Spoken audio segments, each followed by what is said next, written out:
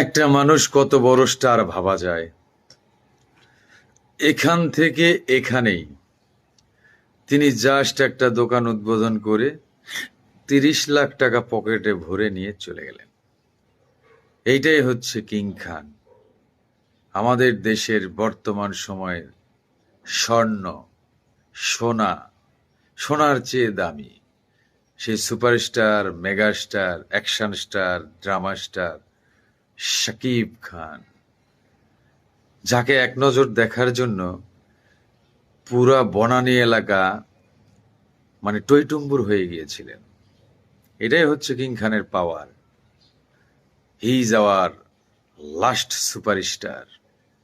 এরপর মনে আর আসবে না। চলচ্চিত্র যদি থাকে তাহলে আসবে, না থাকলে আর কেউ আসবে না। আমাদের সুপারস্টার, স্যালুট বস, আওয়ার কিং খান।